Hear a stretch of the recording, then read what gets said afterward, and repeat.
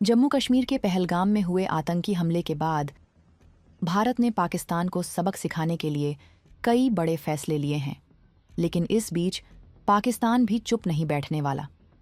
जम्मू कश्मीर में LOC पर तनाव बढ़ गया है। पाकिस्तान की तरफ से लगातार सीज फायर का उल्लंघन किया जा रहा है और LOC पर फायरिंग की जा रही है। इस बीच सीमावर्ती क्षेत्रों में रहने वाले लोगों ने बंकरों की साफ सफाई शुरू कर दी है ताकि जरूरत पड़ने पर वो वहां छिप सकें।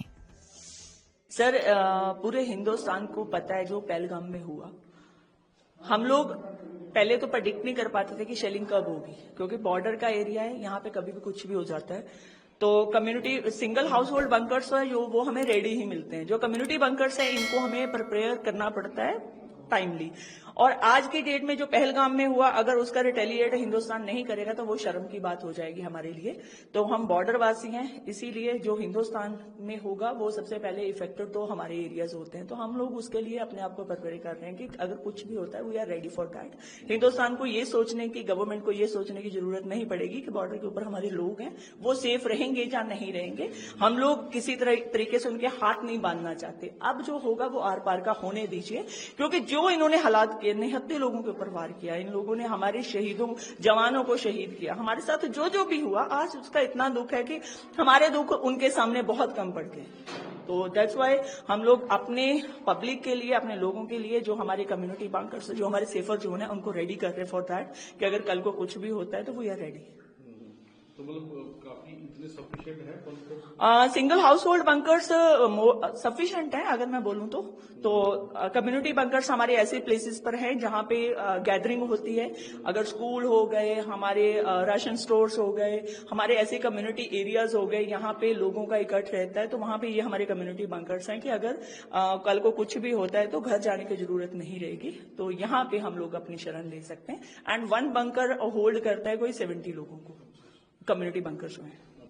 तो पहले भी क्योंकि यहाँ शेलिंग हुई है, बॉर्डर के लोगों को तो पता ही है। बिल्कुल बिल्कुल बिल्कुल। उस हिसाब से मतलब ये बंकर सेफ है। देखिए, ये बंकर मोर देन सेफ है और मैं इसकी सेफ्टी और इसका अगर आपको पैरामीटर बताने जाऊं तो आज तक ये बंकर्स खड़े हैं, बहुत हेवी शेलिंग में भी खड़े हैं, तो इट मीन्स ये सेफ है तभी ये खड़े हैं। ये फुली RCC के बंकर हैं, इनको आपको पता ही है कि कुछ हो नहीं सकता।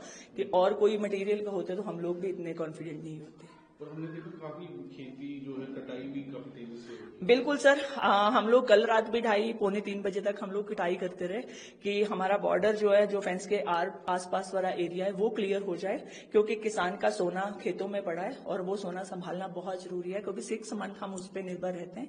बाकी सारा कुछ बाद में हम लोग वो भी साथ साथ कर रहे हैं और सेकेंड हैंड हम ये भी कर रहे हैं कि हम अपने लोगों को सेफ कैसे रखें। यहाँ पे बॉर्डर इलाका है और हमें पहले ही अलर्ट है कि यहाँ पे कुछ तो बड़ा होने वाला है, इसलिए हमारे भी जो है सब सुबह से हम मॉर्निंग में यहाँ पे सभी बुजुर्ग, लेडीज, बच्चे सभी यहाँ पे बंकर जो है साफ कर रहे हैं सुबह से ही।